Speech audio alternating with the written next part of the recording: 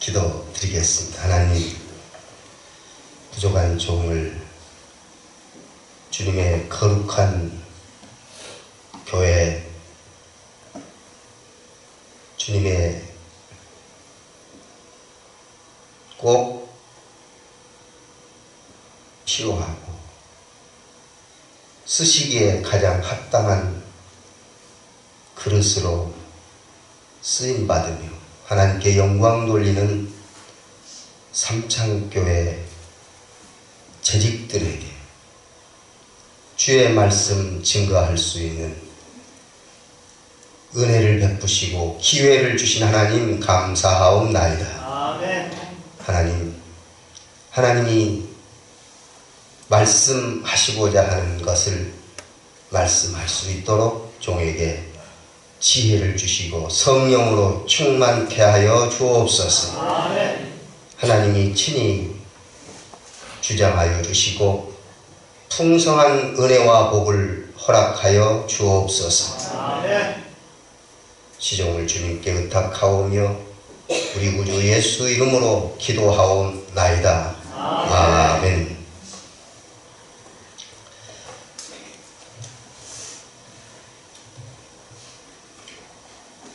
삼창교회는 하나님이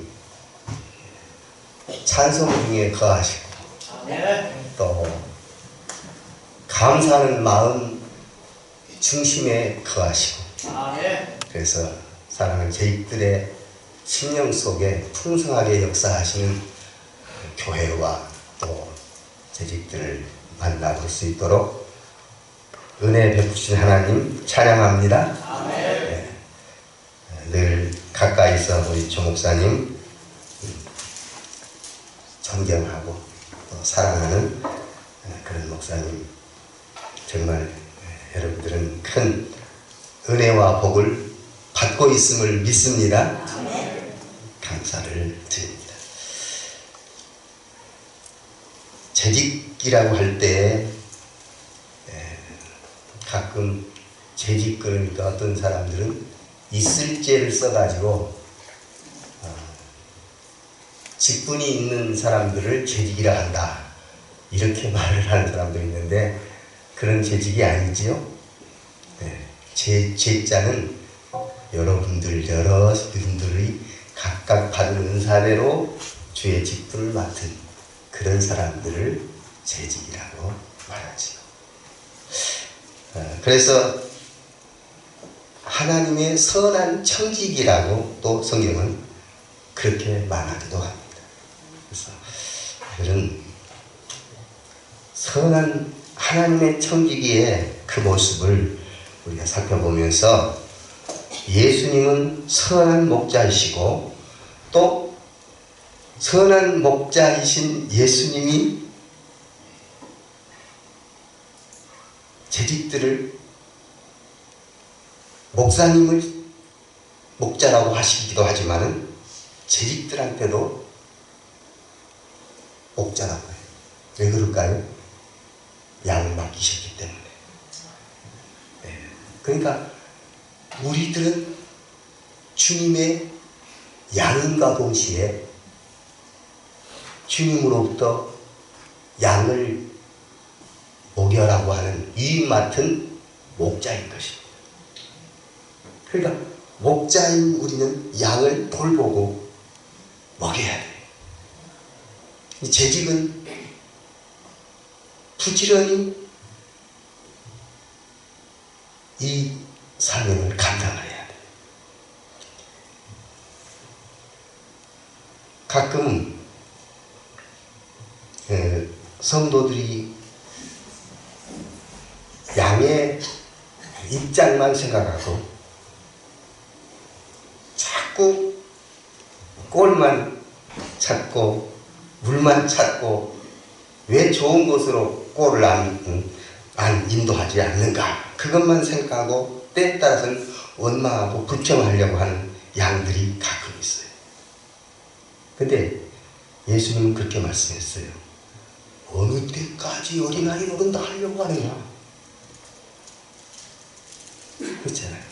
어느 때까지 어린아이 노릇만 하려고 하느냐? 선생이 되었을 만도 하는데 왜 지금도 초보만 찾고 또 찾고 그러느냐. 그러시거든요. 재직을 세울 때는, 그러니까 우선 집사라고 생각해 볼 때 집사는 그야말로 일하는 사람 아니겠습니까? 그런데 이 재직이 본래 사명은 놔두고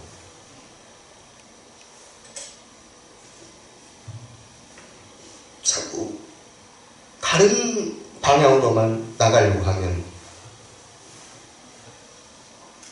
목자이신 주님께서 얼마나 안타까워하실까, 그런 생각을 해보는 거지. 자, 오늘 성경 구절을 우리가 살펴볼 때에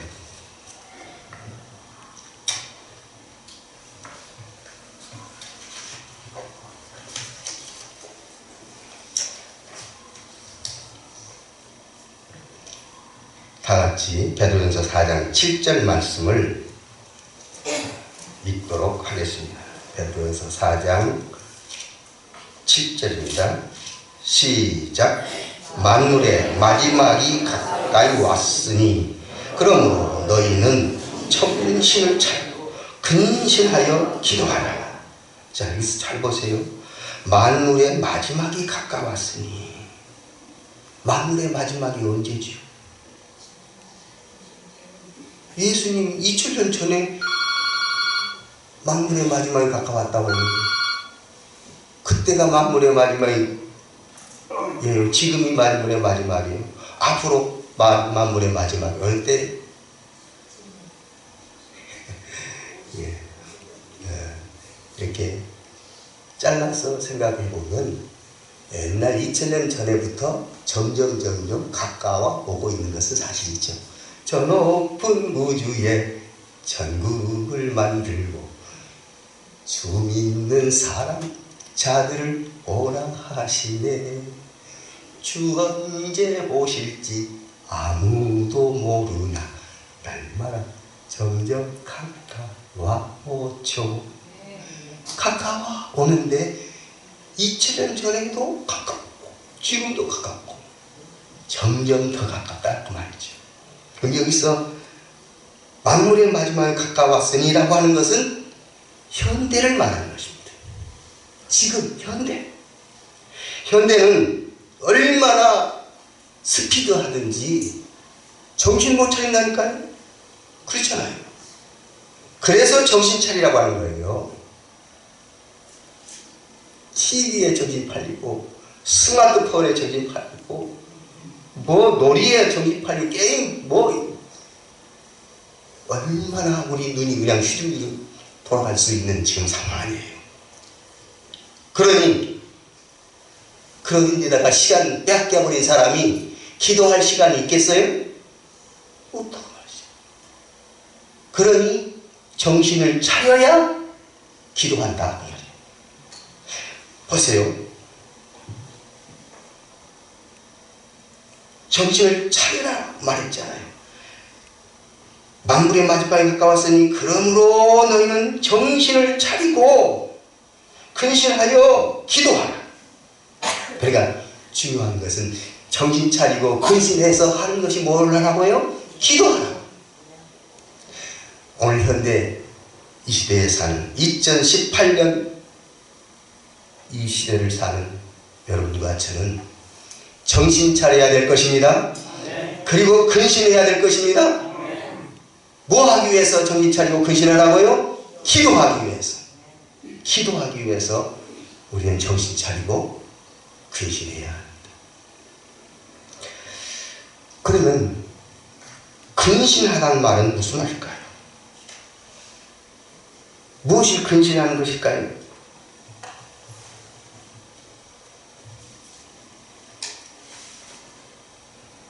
예, 우리가 정신 차리라는 것과 같은 맥락으로 이해를 해볼 수가 있겠습니다. 근신하라는 말은 말이나 행동을 삼가하고 조심하라. 이것이 근심이에요. 말이나 행동을 삼가하고 조심해야 돼요. 그리고 이 근심은 신중하라는 말과도 비슷합니다. 신중은 가볍지 않고 조심스러운 것을 신중이라고 합니다. 그러니까 지금 이 세상에 혹이 어때요? 막 새 것이 나왔다고 해서 선전하고 편리하다고 선전하고 여러 방면으로 지금 우리들을 유혹하는 매체들이 수없이 많잖아요. 광고한 것들 보면 나쁜 거 하나도 있습니까? 근데 사놓고 보니까 형편없는 분들 많지요. 결국은 우리가 근신하지 아니하면, 신중하지 아니하면 다 갖다 놓고 배기쳐요. 그러니까 영적인 부분에 있어서 그래요. 특히 하나님 앞에 정말 주일날은 예배하고 하나님이 기뻐하시는 삶을 사는 것이 성경적인데 이것이 좀 지루하다. 이것이 너무 힘들다. 그래가지고 이 귀를, 눈을 딴 데다가 돌린 사람이 있어요. 가서 영적으로 상처 입고 돌아오기는 한 사람들이 많습니다만은 우리가 정말 큰 정신을 차리고 근신하고 그래서 기도하지 않으면 마귀는 베드로전서 5장 8절에 뭐라고 했죠? 근신하라, 깨어라. 너희 대적 마귀가 우는 사자처럼 누구를 찾는다고요? 삼킬 자를 두루 찾고 있다고 했어요. 그러니 우리는 깨어있지 않으면 안 돼요. 그래서 근신하라는 것은 결국 신중하고 절제하고 깨어있으라고 말합니다. 하나님과 깊은 관계 속에서 하나님의 평안을 누리고 하나님의 위로를 받고 그리고 우리끼리 서로 용서하라는 거죠. 세상 사람들이 그래요. 기독교인들이 제일 용서를 더디하더라. 한번 기독교인들은 맺어버리면, 이게 딱 맺히면 이 푸는 것이 너무나 어렵대요. 성경은 서로 화해하라, 서로 용서하라, 서로 사랑하라. 그런데 막상 성도들은 안 푼다. 이것은 하나님이 기뻐하시지 않는 일이죠. 우리가 하나님이 기뻐하시는 삶은 기도하면 그 부분이 해결돼요. 근데 기도하지 않으면 정신을 딴 데다 팔리고 시간이 없으니까 바쁘니까 기도하지 않으면 오히려 성경 말씀과 반대 방향으로 간다는 말이죠. 그러니 금년에 재직들은 다른 것 다 좋아요. 그 중에서 절대로 간과해서는 안 될 것, 기도할 것. 아멘. 기도하는 일입니다. 아멘. 우리 노예에서 삼장교회는 기도하는 교회로 유명합니다. 이름이 나 있어요. 네. 아마 정말 이 기도하는 일을 더 열심히 할 수 있기를 원합니다.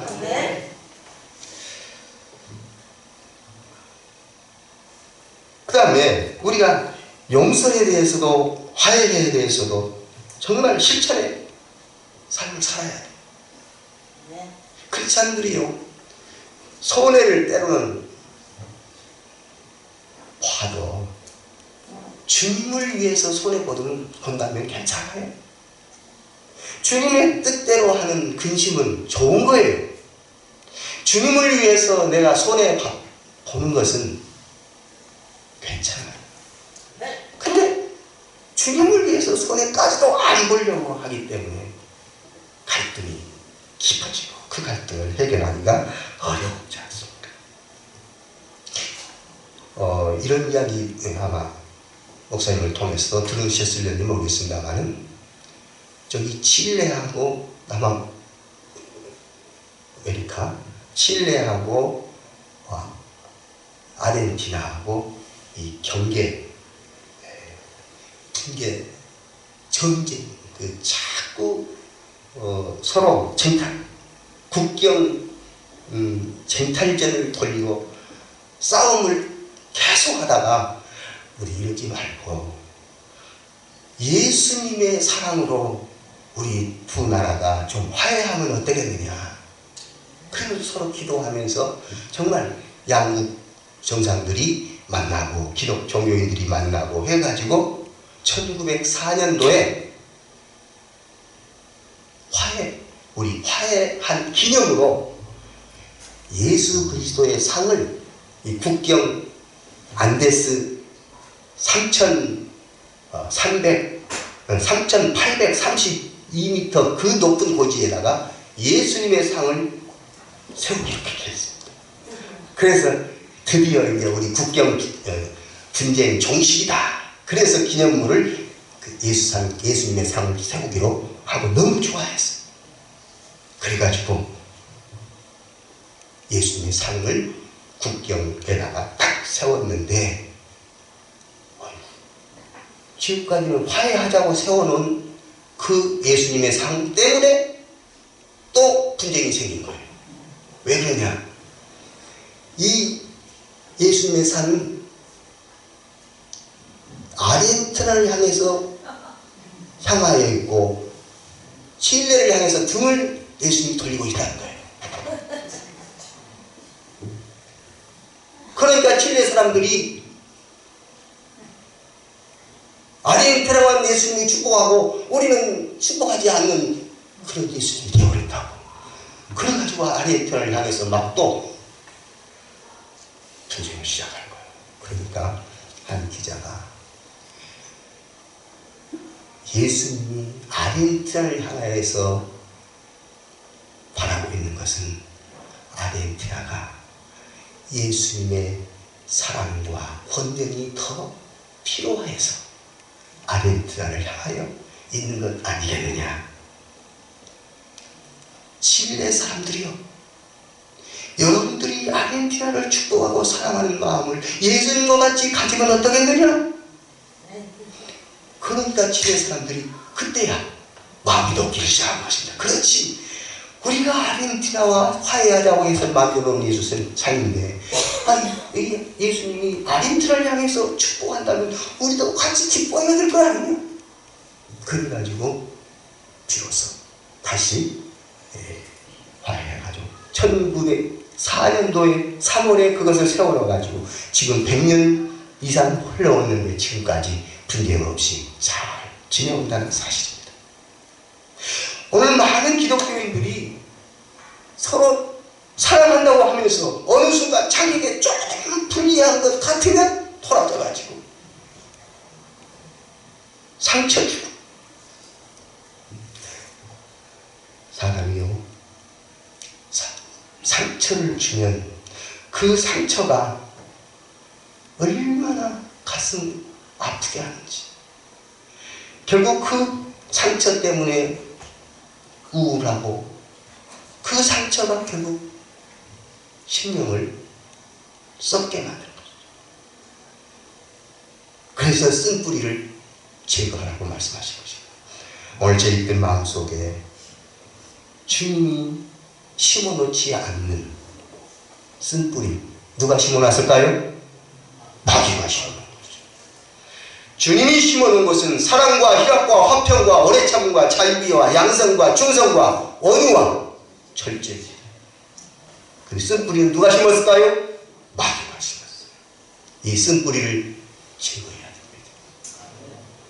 쓴뿌리를 가지고 있으면 그 쓴뿌리가 누군가를 상처를 줍니다. 저들은 하나님의 사랑을 받아서 그 사랑으로 형제를 사랑할 때 이 쓴뿌리는 내려가고 오직 성령의 역사가 나타날 줄 믿습니다. 그래서 하나님이 공급하시는 힘으로 사랑하라고 말씀합니다. 자, 11절 보세요. 11절 보면 만일 누가 말하려면 하나님의 말씀을 하는 것 같이 하고 누가 봉사하려고 하면 하나님이 공급하시는 힘으로 하라 그랬어요. 자, 하나님이 공급하시는 힘으로 하라. 시작. 하나님이 공급하시는 힘으로 하라. 아멘. 하나님이 공급하시는 힘으로 하지 아니하면 내 것 가지고 한다니까요. 자랑하는 사람을 보세요. 누구 자랑해요? 자기 것 자랑해요. 자기 것 자랑하다가 어때요? 고갈나면? 자기 것은 금방 탄로가 나거나 바닥 나거나 상대방이 노할 때가 있잖아요. 그러니까 그것은 결국은 좌절하고 실패하고 결국 자랑하다가 시험받고 그런 역사들이 나타나게 되는 것입니다. 모든 것을 하나님이 공급하시는 힘으로 할 수 있기를 주 예수 이름으로 축원합니다. 우리 인간은 불완전합니다. 한시 앞을 우리는 내다볼 수 없는 정말 유한적인 존재입니다. 그렇기 때문에 하나님이 공급해 주시는 힘으로 사랑도 해야 되고 하나님 공급하시는 힘으로 봉사도 해야 되고 하나님이 사랑하시는 힘으로 대접도 해야 할 것입니다.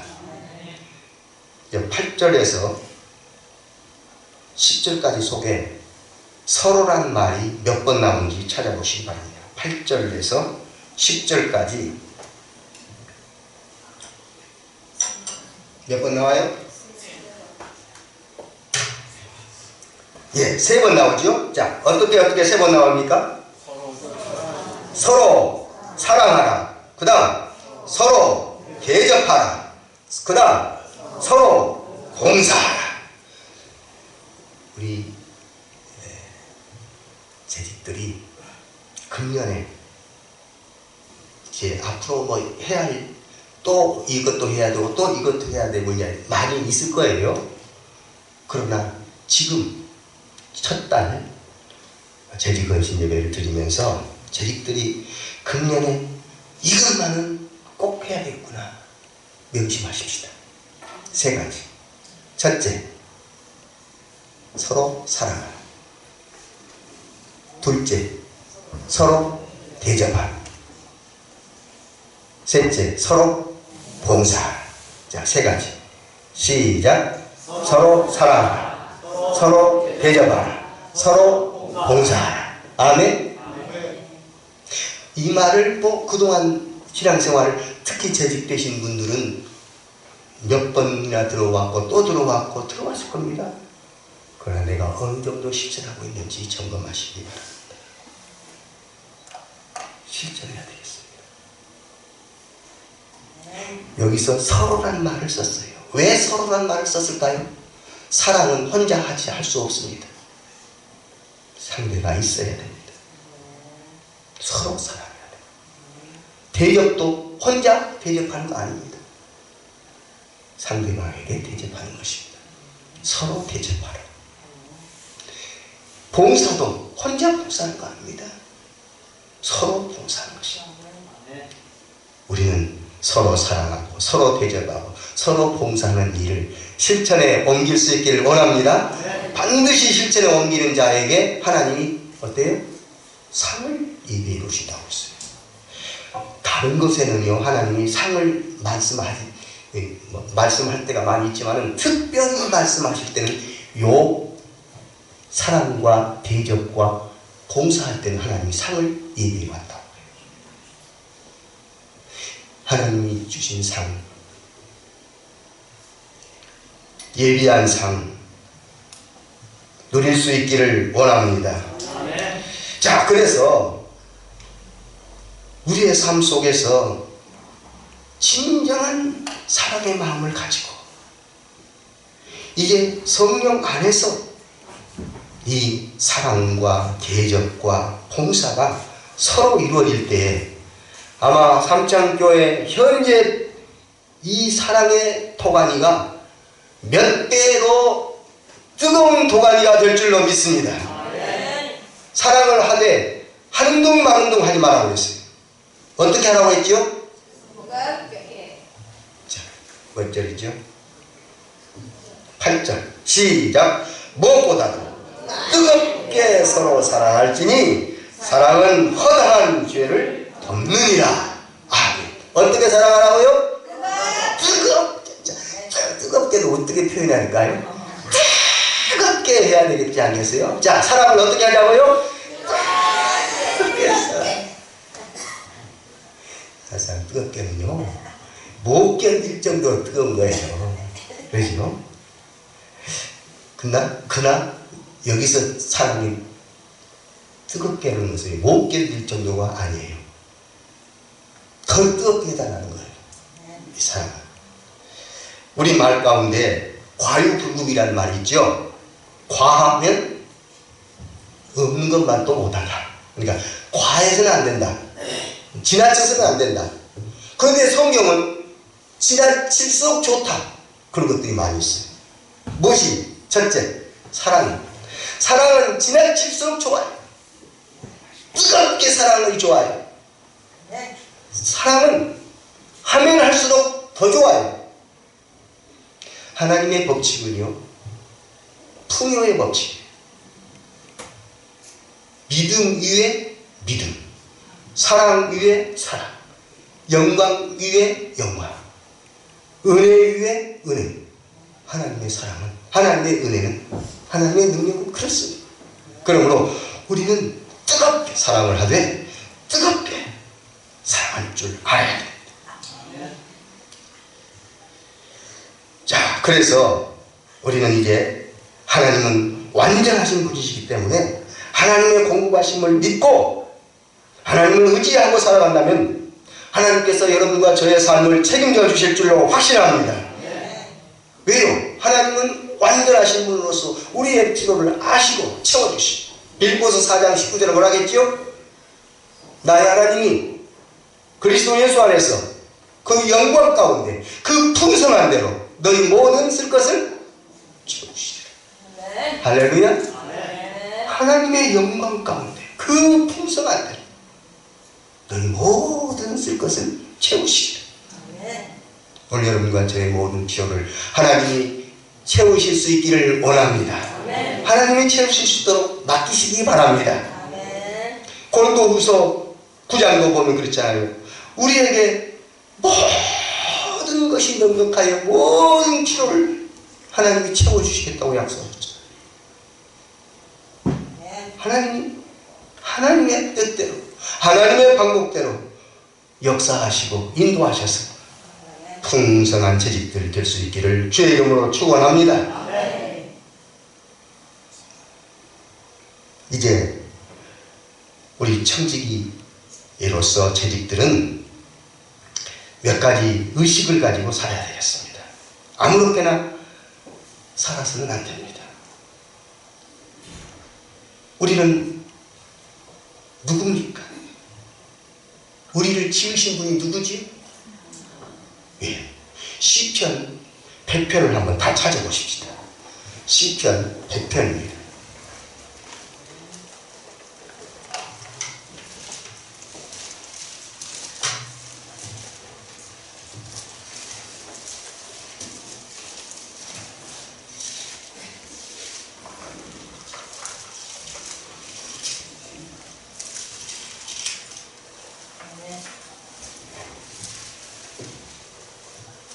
찾으셨습니까?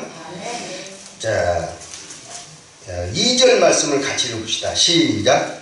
기쁨으로 여호와를 섬기며 노래하면서 그의 앞에 나아갈지어다. 3절이요. 여호와가 우리의 하나님이신 줄 너희는 알지어다. 그는 우리를 지으시며 우리는 그의 것이니 그의 백성이요 그의 기르시는 양이로다. 아멘. 자, 보세요. 우리가 즐겁게 노래하면서 하나님을 섬기고 하나님께 나가야 한다고 말씀하죠. 자, 여기서 하나님을 섬기고 하나님 앞에 나아간다는 것은 무엇을 의미할까요? 예배하는 겁니다. 그렇습니다. 하나님 앞에 예배로 하나님을 만나는 것입니다. 우리가 하나님을 만나는 이 길이 예배의 길이. 그러므로 재직들은 예배에 참석하는 것은 가장 기본입니다. 예배를 잘 드리고 못 드리고에 따라서 생명이 왔다 갔다 해요. 그렇지? 가인과 아벨을 보세요. 가인은 자기도 하나님 앞에 예배 드린다고 제물을 갖다가 바치기는 했습니다만 잘못 드린 제물, 잘못 드린 예배, 그는 허탄 일. 그러나 아벨은 믿음으로 하나님 앞에 참된 예배를 드렸을 때 하나님이 그 예배를 받으셨습니다. 아멘. 가인은 가인과 그 제물은 받지 않으시고 아벨은 아벨과 그 제물을 받으시고 아멘. 오늘 여러분과 제가 하나님 앞에 예배 드릴 때에 하나님이 받으시는 예배 될 수 있기를 원합니다. 아멘. 그것이 바로 기쁨, 감사, 예배를 드리는 거예요. 아멘. 자, 그래서 우리는 어떤 사람이기 때문에 그런가? 3절 보세요. 여호와가 우리 하나님이신 줄 너희는 알지어다. 하나님이 우리 하나님이신 줄 정확하게 알지 못하면 신천지들과 갈 거 없다니까요. 이 신천지들은요, 말씀을 공부한다고 하면서 하나님을 제대로 몰라요. 그들은 말씀 공부한다고 돌아다니면서 정말 하나님의 마음을 몰라요. 그건 하나님의 자녀 아니에요. 하나님의 자녀는 하나님의 마음을 알고 아멘. 하나님이 어떤 분인가를 알고 아멘. 하나님을 제대로 예배하는 자임을 믿습니다. 아멘. 우리가 하나님을 제대로 예배하고 하나님을 제대로 알고 나가야 되겠습니다. 자, 그래서 이제 그는 우리를 지으신 자요. 그는 누구지요? 하나님은 우리를 지으신 자요. 우리는 그의 것이니. 자, 그의 것이란 말은 무슨 뜻이에요? 그의 것. 내 것이 아니란 말이죠. 나는 누구 것? 하나님 것이. 나는 하나님 것. 그렇죠? 나는 하나님 것이. 그리고 하나님이 나를 지었으니까 나는 뭐예요? 나는 자녀예요. 나는 하나님의 자녀예요. 그죠? 나는 하나님의 자녀다. 시작. 나는 하나님의 자녀다. 나는 하나님의 소유다. 그 다음에 또 하나 뭐라겠죠? 나는 하나님의 백성이다. 나는 하나님의 백성이다. 또 하나 뭐이죠? 나는 하나님의 양이다. 자, 나는 하나님의 양이다. 또 나는 하나님의 백성이다. 또 나는 하나님의 자녀다. 또 나는 하나님의 소유다. 하나님의 소유. 내가 하나님의 소유라는 것을 생각하면 서령 내가 때로는 슬플 때가 있고 때로는 내가 힘들고 고통스러울 때가 있어요. 어떤 사람은 우울해서 그만 죽고 싶은 사람도 있어요. 그러나 그렇다고 해서 감정대로 자기를 죽이는 것은 자기가 누구 것이라는 것을 모르니까 그래요. 내가 하나님의 것이라는 것을 안다면 어찌 자살을 할 수 있어요? 할 수 없어요. 우리는 내가 하나님의 것이라는 것만 정확하게 인식시켜주면 자살을 안 해요. 하나님의 자녀예요. 아멘. 나는 하나님의 소유예요. 아멘. 하나님의 것이에요. 아멘. 하나님의 양이에요. 아멘. 하나님의 백성이에요. 아멘. 오늘 우리 제집들이 이런 확고한 신앙과 자세를 가지고 아멘. 하나님 섬길 때, 예배할 때 하나님의 한량없는 은혜와 축복이 임할 줄 믿습니다. 아멘. 이제 몇 가지 내용을 말씀드리고 마치겠습니다. 우리의 의식이 바꿔져야 돼요. 아멘. 과거의 우리의 의식은 마귀의 종의 의식이었어요. 생각도 행동도 마귀가 좋아하는 것을 따랐고 마귀가 나의 주인이었어요. 그런데 예수 믿은 이후에 그리고 특별히 재직이 된 이후에 우리의 삶은 하나님이 나의 주인이시고 내 언어나 내 행동은 모두 하나님을 따라서 하나님을 기쁘시게 하는 그런 언어나 행동을 하게 됐어요. 변화가 됐어요. 의식도 바꿔줘야 돼요. 우리의 의식이 바꿔줘야 돼요. 나는 주님의 종의 의식이 있어야 됩니다. 나는 주님의 종의 의식이 있어야 돼요. 왜냐하면 주님이 나를 지으시고 주님이 나를 지금 다스리고 주관하시는 주님이기 때문에 주님의 뜻을 따라서 내가 살아가게 되는 것입니다. 히브리서 3장 14절 보면 만물을 지으신 분은 하나님이다. 그래서 시편 95편 6절 보면 우리를 지으신 여호와 앞에 무릎을 꿇자 그랬어요. 내가 더 이상 주인 노릇하지 말아야 돼. 나는 주님의 종입니다. 주님이 명령하신 대로 순종할 따름입니다. 종의 의식이 필요합니다. 두 번째 의식은 사명의식입니다. 우리에게는 소명이 있고 사명이 있습니다. 소명은 하나님의 뜻을 이루기 위해서 우리에게 명령하신 것이 소명이에요. 예를 든다면 구약시대는 제사장으로서 또 이제 레위인으로서 여러가지 특별한 그 직책과 아울러서 주의 일을 감당할 수 있도록 소명을 주시고 그리고 그 소명을 이루기 위해서 여러가지 이제 일들을 하도록 사명을 주신 것입니다. 사랑을 전파할 수 있도록 그런 사명도 주시고 여러가지 은사들을 주셔가지고 그 사명을 감당하게 하신 것입니다. 오늘 여러분과 저는 모두 다 하나님은 어떤 한 가지든지 은사를 주셨습니다. 나는 은사가 없다 하는 사람, 내가 믿는 것도 은사라고 그랬어요. 그러면 나는 이미 은사를 받았잖아요. 반드시 은사를 하나님은 주셨어요. 안 주신 사람 하나도 없습니다. 은사를 받았어요. 그러면 나에게 은사가 뭔가 확실하게 모르는 사람은 성경의 고린도전서 12장이랄지 에베소 4장이랄지 이 성경 은사장들을 한번 찾아서 읽어봐요. 아, 나는 이런 은사가 있겠구나. 이런 은사 하면서 그 은사들을 실천해 가면 하나님이 이 은사를 주셨구나 깨닫게 될 것입니다. 그러므로 나에게 주신 은사대로 사명을 감당하는 사명의식이 우리에게 있어야 될 줄로 믿습니다. 그래서 고린도전서 4장 2절을 보면 그런즉 맡은 자들에게 구할 것은 충성이라고 했어요. 그러니까 사명은 하나님이 맡겨주셔요. 은사를 주셔가지고 그 은사를 통해서 맡겨주셔요. 재직이라고 하는 이 집사의 직분도 하나님이 맡겨주신 것입니다. 그러므로 충성해야 되는 것입니다. 맡은 자에게 구할 것은 충성이니라 말씀하셨습니다. 이제 우리가 충성해야 할 것을 사명의식으로 깨달아야 할 것입니다. 그 포도원 밭에 일하라고 아침 일찍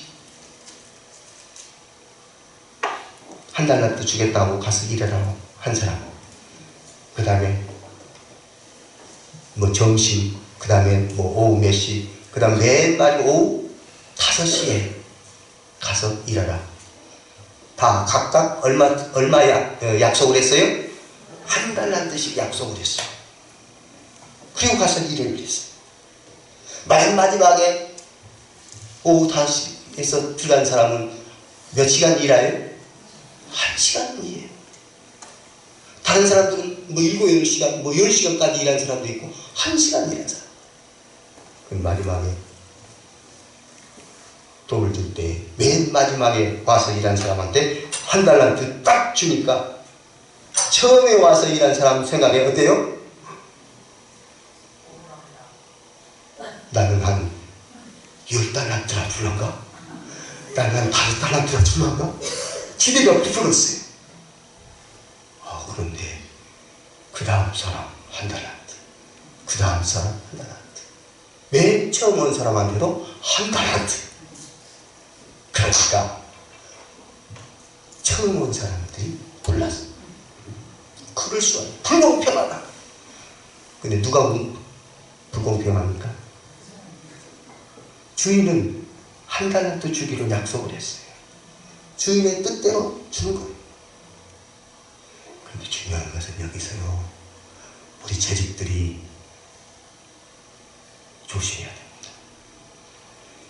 열심을 다해서 일을 해놓고 불평을 해버리면 처음 온 사람과 똑같습니다. 우리의 재직들이 봉사하고 일하는 것은요, 불평거리가 될 수가 없습니다. 예수 예화를 들었잖아요. 종이 밭에서 일하고 와서 주인에게 밥상을 준비해서 갖다 드리는 것은 자기 할 일을 했다. 자기 할 일을 했을 뿐이다. 그런데 그 자기 할 일을 한 종에게 살해를 하고 아니다. 자기 할 일을 했을 뿐이다.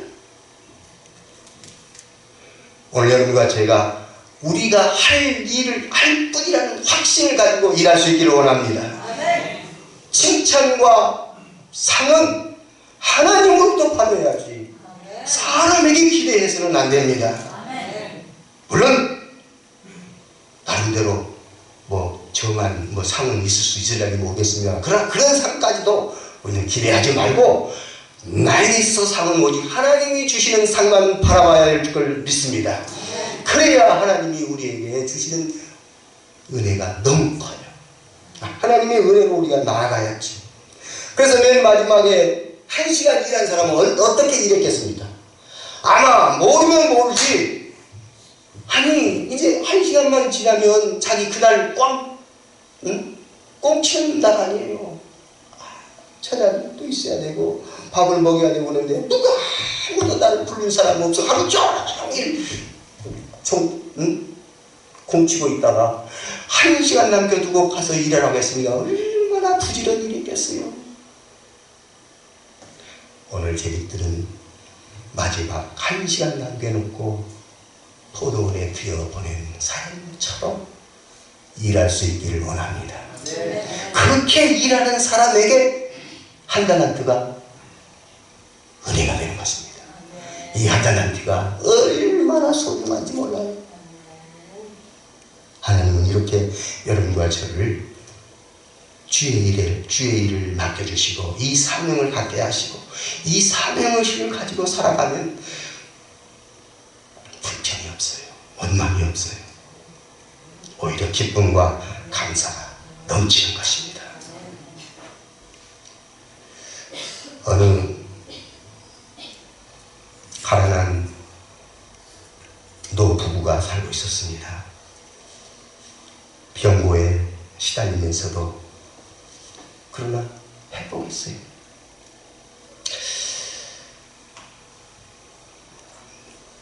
이 어려운 노인들을 위해서 누군가 쌀 한 타마니를 갖다 줬어요. 얼마나 감사하고 기뻐했겠습니까? 그런데 그날 밤 도둑놈이 그 쌀을 가져가 버렸습니다. 얼마나 허탈했겠습니까? 아내가 여보 이걸 어째? 도둑이 쌀을 가져가 버렸어요. 그렇게도 도둑할 데가 없어서 불쌍한 우리 집에 와서 우리 쌀을 가져가 버렸어요. 남편이 말합니다. 참 안됐네. 하지만 우리 감사해야지요. 무엇을 감사할까요? 그래, 첫째, 우리 같은 사람에게도 쌀을 하나씩 갖다 준 사람이 있다는 사실이 얼마나 감사한가요? 둘째, 아무것도 없는 우리 집에 도둑이 가져갈 수 있는 것이 있었으니 얼마나 감사하냐. 셋째, 비록 도둑이었지만은 그 쌀을 가져다가 배불리 먹을 수 있다면 그것도 감사할 거 아닙니까? 우리의 삶은 정말 안 된 것, 어려운 것, 문제된 것 때문에 불평하고 불만스럽고 짜증스럽게 사는 것이 아니라 우리에게 주신 것 생각하며 감사하며 살 수 있기를 원합니다. 사실상 그랬잖아요. 찬송가에 보면은 받은 복을 세워보라 그랬잖아요. 받은 복을 세워보라. 그러면 무엇이 생각날까요? 감사가 생각나는 거죠. 우리에게 주신 복을 세워보면서 감사할 수 있기를 원합니다. 정말 하나님은 여러분과 저의 삶에 있어서 감사가 넘치길 원하고 계셔요. 하나님 주소가 두 가지래요. 하나님 주소가 두 가지인데 어느 주소일까요? 하늘나라가 하나님 주소예요. 또 하나, 하나님 앞에 감사하는 사람이 하나님의 주소예요. 하나님은 하늘에 계시지만 감사하는 사람 마음속에 하나님은 계신 줄 믿습니다. 하나님이 살아계셔서 우리와 함께 하시고 감사하는 자에게 더 감사가 넘치도록 은혜와 복을 주심을 믿습니다.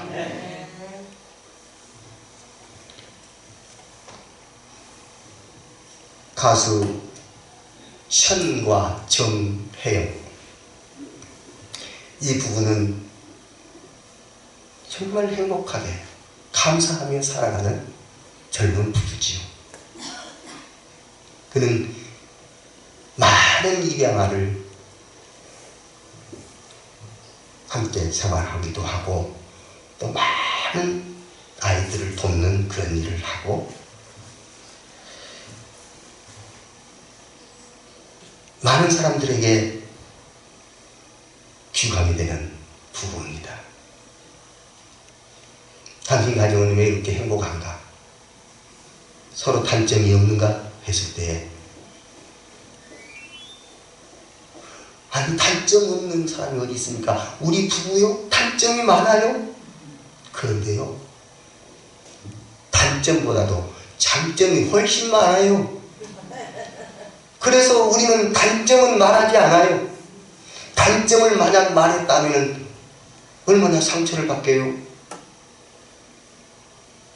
말한 사람도 속상하고 상처받고 그 말을 듣는 사람은 너무 속상해할 거 아니에요. 그러니 우리는 단점을 말하지 않아요. 대신 장점을 말해요. 우리는 서로 장점을 말함으로 말미암아서 감사 또 기쁨이 우리 가정에 넘쳐나고 이 행복이 다른 사람들에게도 묻어나고 있답니다. 그렇게 나가고 있는 것입니다. 자, 나름대로 주님이 우리에게 재직으로서 삶을 살아가는 데 있어서 반드시 세 가지는 지켜라 할 것이 베드로전서 4장 7절에서 11절까지 말씀인데 특별히 세 가지 요점은 뭐라고 했습니까? 첫째,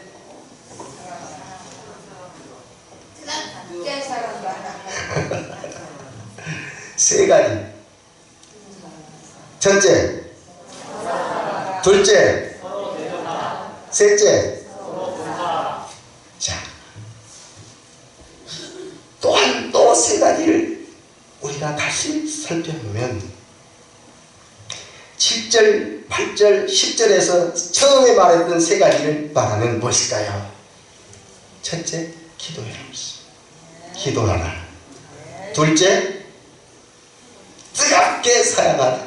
세 번째, 서로 봉사하라.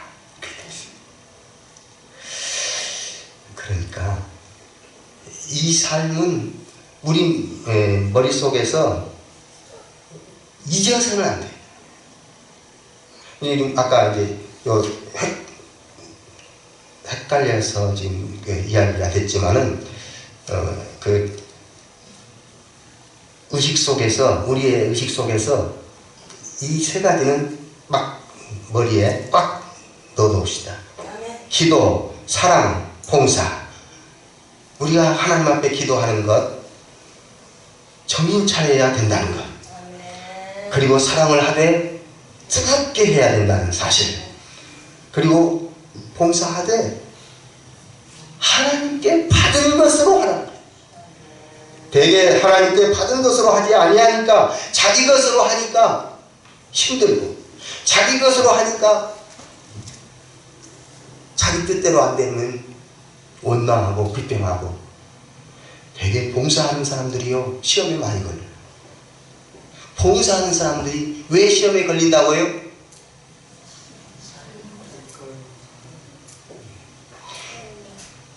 자기 뜻대로 안 되면 시험 걸린다니까요. 자기가 바라는 대로 안 되면 시험 걸린다. 그러니까 자기가 바라는 대로 하지 말고 하나님이 바라는 대로 봉사할 수 있기를 원합니다. 하나님이 공급하시는 힘으로만 하면 돼요. 이것이 결과적으로 뭡니까? 하나님께 영광 돌리는 일입니다. 우리 하나님께 영광 돌리는 일로 우리 제 삶을 살아갈 수 있기를 원합니다. 그리고 우리는 죄의식이, 청지기의식이 종의 의식을 가져야 되고 사명의식을 가져야 되고 철저하게 하나님의 은혜의식을 우리는 가져야 된다 하는 사실입니다. 하나님이 나에게 오늘 또 은혜 베푸시지 아니하였으면 이 자리에 앉아있는 것마저도 저는 지난 수요일 밤과 목요일 밤 두 밤을 지옥을 체험할 정도였습니다. 무슨 말이냐면 마치 독감, 요즘에 유행하는 독감이 저에게 그냥 꽉 사가는 것처럼 그렇게 심하게 열이 나고 힘들었어요.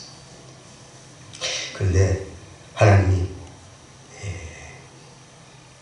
네가 그런 고통을 겪어봐야 고통받는 자의 삶이 무엇인가를 깨닫게 되고 지옥이라는 것이 어떤 것인가를 알게 될 것이다. 저는 지금까지 생애에 이렇게 고통스럽고 열이 많이 나고 그런 적은 없었어요. 하나님이 이틀 밤을 딱 그렇게 하시더니 그 다음에 지금 목소리만 약간 그렇지 열도 싹 내려가고 모든 고통도 사라지고 하나님께 영광 돌릴 수 있는 오늘 예배 드릴 때 하나님이 얼마나 은혜를 베풀어 주시는지 영광을 하나님께 돌릴 수가 있었습니다. 우리의 삶은 하나님께 영광, 고통 속에서도 하나님께 영광입니다. 영광을 하나님 앞에 어떤 순간에도 돌리는 것이 하나님이 기뻐하시는 일이에요. 바울이 그랬지 않습니까? 성경 인물 가운데 감사의 달인이라고 말할 수 있는 사람이 바울 아닙니까? 바울은 감옥 속에 들어가서 어떻게 했어요? 감옥에서 찬송하고 기도하고 감사하고 그러면서 감옥 밖에 있는 사람들한테 어떻게 했어요? 나 감옥에 있는 건 너희들 감사해라. 그러면서 우리 하나님 앞에 감사하자. 근데 바울은요 감옥 속에서도 감사했지만 마저 죽을 뻔한 데서도 감사했어요. 강의 위험, 바다의 위험, 어떤 위험 수없이 어떤 데서는요 바울을 죽이지 않으면 나 결사대까지 생겨가지고 있었잖아요. 그런데 그런 상황 속에서도 감사했어요. 오늘 여러분과 저의 삶에 있어서 환경이 좋을 때는 왜 감사가 안 나오겠습니까? 저절로 감사가 나오는 것이 환경이 좋을 때잖아요. 그런데 환경이 좋지 않고 불리하고 고난과 역경이 올 때에 그때 감사하는 것이 하나님이 기뻐하시는 감사인 줄 믿습니다. 그러니까 역경 속에서도 감사하자고요. 감사하는 것이 것이 하나님이 기뻐하시는 뜻인데. 그래서 금년에 우리 자식들이 어려움 가운데 있을 수도 있다. 없으면 좋겠지요. 그런데 우리의 삶은 반드시 이렇게만 되는 것이 아니라 어느 순간 내려갈 때도 있고 이럴 때가 있다니까요. 그러니까 내려갈 때도 감사, 올라갈 때도 감사하는 것입니다. 그래서 시편 23편에 뭐 있어요? 여호와는 나의 목자시니 내가 부족함이 없으리로다. 그가 나를 푸른 초장 쉴만한 물가로 인도하시는 도다. 그러나 때로는 어디로도 갈까요? 어디로도? 사망의 음침한 골짜기를 갈 때도 있다고 말입니다. 사망의 음침한 골짜기는 정말 힘들어요. 너무 고통스러워요. 생각해 보세요. 제가 39도까지 올라가면 얼마나 힘들었겠습니까? 그런데 거기서 하나님을 찬양할 수 있는 은혜를 베풀어 주실 때 하나님을 찬양하고 감사할 수 있었음을 믿습니다. 우리의 삶에 있어서 감사하고 또 감사하면 하나님께서 더 좋은 길로, 더 풍성한 길로 인도하실 줄 믿습니다. 이제 종의 의식을 갖고 사명의 의식을 갖고 또 은혜의 의식을 가지고 우리 모두 살아갈 수 있기를 원합니다. 그리고 반드시 잊지 말아야 할 것, 기도하자, 사랑하자, 봉사하자. 할렐루야. 이 세 가지 다시 한번 하고 마치겠습니다. 기도합시다. 사랑합시다. 봉사합시다. 그런데 사랑하고 봉사하고 대접하는 것, 이 대접을 거기다가 지금 안 넣었기 때문에 서로라는 말을 꼭 기억을 하면서 주 안에서 만나 뵙고 하나님의 말씀을 같이 나누고 주의 뜻을 생각할 수 있게 해주셔서 감사드립니다. 기도하겠습니다.